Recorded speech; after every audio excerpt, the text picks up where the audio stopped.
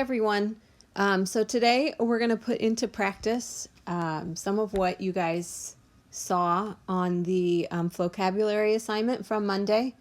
And you'll notice that with this handout, what I've done is pulled together a bunch of the notes from vocabulary, but also from your book, from lessons 911 and 921 and 922. So we've compiled our inequality symbols, the difference here between less than, greater than, and then less than or equal to, and greater than or equal to.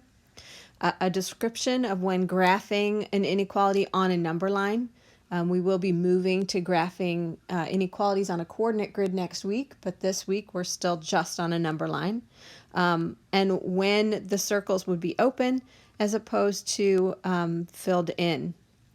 So looking at number 46 here, it simply says write an inequality that represents the solution on each number line below.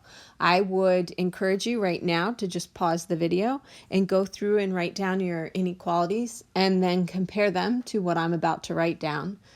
So if you're going to do that, go ahead and do that. I'm going to go ahead and proceed with writing down inequalities for each of these. Each of these inequalities, you can see there's an X written next to the number line there. So they're all going to be X and then something. In this situation, in this first one, we have X. I can see that the boundary point is right here on the number 1, and it is filled in. And then I'm going to the right of the number 1. So that means I'm looking for all numbers that are greater than or equal to 1. So X is greater than or equal to 1. On B, the boundary point is marked here with an open circle on 1. Again, it's still X, but this time we're moving to the left. And since we're moving to those numbers that are smaller than 1, we want numbers less than 1. And since it's an open circle, we don't put the equal sign in. Likewise, this next one, the boundary point is right here at 3. So we have X is less than, since it's filled in, or equal to 3. And then on the last one, if you notice, there are actually 2 boundary points. This is an interval. And with an interval, X is going to be in the middle. And we know we're going to have boundaries on the left and on the right. And on the left side, the interval should be a -4. It's kind of hard to read, but that should be a -4. And on the right side, it would be 2. So then we have to describe how X compares to those 2 intervals. We know that X is going to be less than, but also equal to. It could be equal to 2 because that's filled in right there.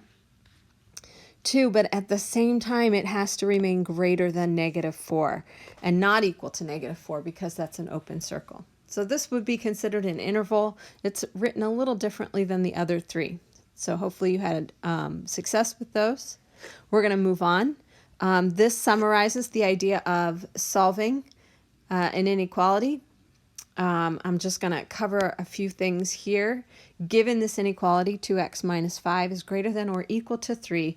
When it asks how many solutions there are, it would be an infinite number of solutions because there are infinite numbers that would make the left-hand side come out greater than the right-hand side. And that's pretty much true always with inequalities. Even if it's an interval and you're looking in between, because our number line is dense and there are always another real number between 2 real numbers, our solution set would be infinite. It might have boundaries. It would just be infinite.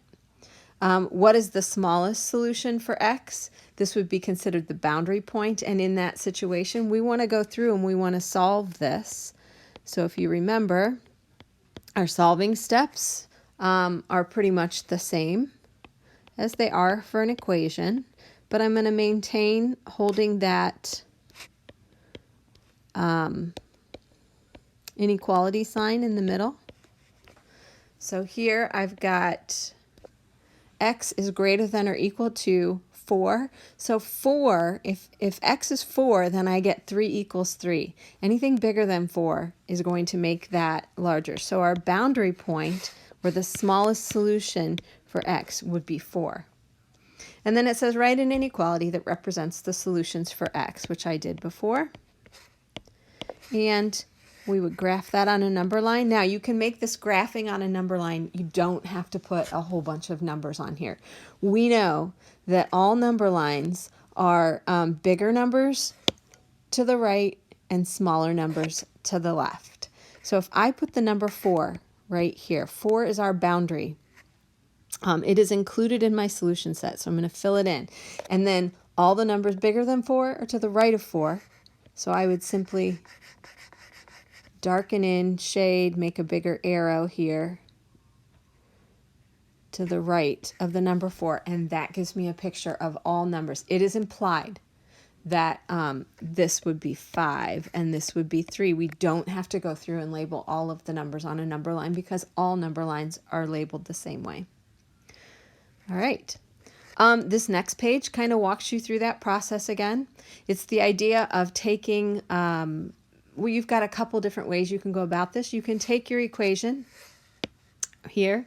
As you see, they set it equal. They take the inequality and set it equal and solve it as an equation to find our boundary point, and then determine which side of the boundary point we need to shade on by testing values on either side of that boundary point. The other method is to just go through the process here. I have it labeled as method 2, solving the inequality using the same steps. This is what you're going to see me model on the next page. And then watching that last step to see if we need to change the sense or flip the inequality sign. And that happens, as you hopefully saw in vocabulary, it happens when you multiply or divide both sides of the inequality by a negative number. So you're creating the opposite effect by doing that. And you have to switch the direction of the inequality sign. We call that changing the sense. And again, it was noted in the vocabulary lesson. That's the method you're going to see me model when I go through these equations. So I've got 6 equations here. I'm just going to go through the process of solving. So it'll be a quick review. If you guys want to solve them first and then check as you go, I can recommend that. Your homework will be problems out of the book. So this is not part of your homework, but you can absolutely practice with this. All right, so in the first one, to solve this, I would just simply add 7 to both sides. This is a pretty straightforward one. I get x is less than 5. I did not multiply or divide both sides by a negative. So this is my solution. And then it says to graph it, represent it on a number line. So I'm going to sketch a number line, put my boundary point in. It is an open circle because it is not part. 5 is the boundary. It is not part of my solution set. And then I need numbers that are smaller. X is less than 5.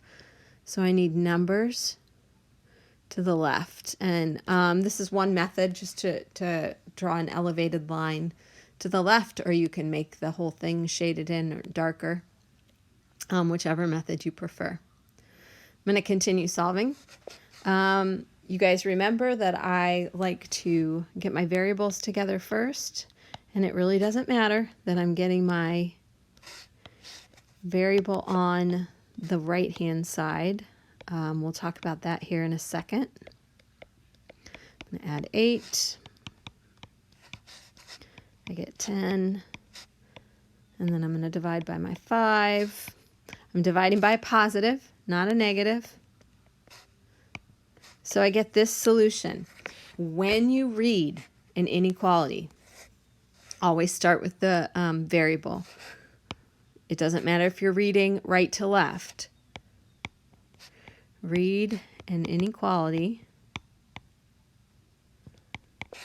starting, it makes way more sense, starting with the variable. So when I read this, I would say m is greater than or equal to 2. And when I graph that, my boundary point is at 2. It is included, but I need numbers greater than 2, so I would go to the right. So it's not about which direction your inequality sign is pointing. It's about which side of the number line you need your solutions on. All right, moving on. I'm going to add 2 to both sides.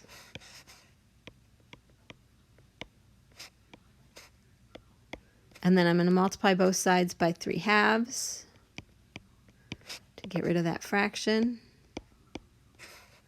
Not multiplying or divided by a negative, so I don't need to change the sense. And I do get -3 as my solution. I'm going to draw my number line, put my boundary point in. Again, it's an open circle, and since it's P is greater than -3, then I want to go to the right for my solution set.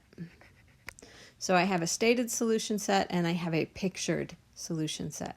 I'm going to continue. The equations are starting to get a little bit more complicated. For this one, we have to follow the order of operations, which means you multiply first. This might be where some mistakes happen. The 2 has to hang out until we distribute, actually distributing the -3 into the parentheses.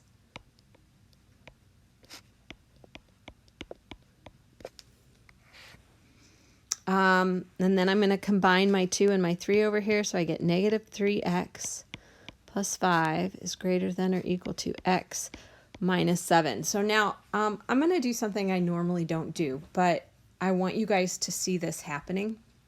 I'm going to subtract x from both sides and get my variable over on the left-hand side.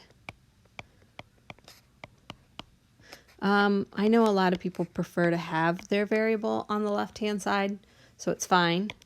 I'm going to subtract 5 from both sides. I get -4x is greater than or equal to -12, at which point I'm going to divide both sides by -4. This, I'm going to actually make this red. This is what I need to look out for. This is what causes us to have to change the sense. So when I get my solution, I don't need to do that. When I get my solution, I'm going to have x. I need to turn the inequality symbol around. I get x is less than or equal to 3. This would be the solution for that inequality. And we can test it. We can put values in. 0 would be a really easy point to test to make sure that we have the right solution. So it would be 2 minus 3 times 0 minus 1, and make sure that it's greater than or equal to 0 minus 7. So I get 2 minus 3 times -1 has to be greater than -7. I get 2 plus 3 absolutely is greater than or equal to -7. So I know I have the right solution set pictured because I need numbers to the left or smaller than 3. All right, so if you need to go back over this one a little bit, I did that on purpose. I could have solved that so that there was no negative needed, but I wanted to show you guys that working. All right, I'm going to go ahead and work on this next one. I'm going to do some simplifying here. I see some things, some combining like terms that need to happen on both sides. So I get 9k minus 3 is less than or equal to 9k minus 3. Now, here's the thing. 9k minus 3 will never be less than 9k minus 3. But 9k minus 3 is always equal to 9k minus 3. And because of this or equal to, we would say that all real numbers is the solution set. In terms of graphing it, you would just simply make it a darker number line and show that all values, both left and right, nothing being left out, would be included in that set. That should be always. All right, so that was a special case. And in the next case, this addresses the what if. So what if it's not equal to? What if it's just less than? So 3y, this can never happen. 3y plus 1 can't ever be less than itself. Ah, bad writing. So that means no solution. And to picture that on a number line is a little tricky, but technically you would have nothing. You would just have an empty number line. You wouldn't want to make it look like it's darkened in or special, but really just stating no solution is enough. All right, so that walked us through some examples. The homework assigned is problem 959. This is in 922. 959 models these type of equations. So you're going to go through and practice, make sure you show all your work, paying careful attention to see whether or not you need to change the sense of your inequality. 961 is a graphing from slope-intercept form and then stating the x and y intercepts, so you will need some graph paper for that. And 962 is writing an equation for a line. You can see we're back into the world of linear a little bit here, given slope and a point. These are in the ebook. You do need to show some work. You do need to have a fully labeled graph for your homework. These are due on Monday. And then next week we'll start. The reason we're looking at these problems is because we're going to move from single variable inequalities to inequalities with two variables that are on a coordinate grid. All right. Thanks.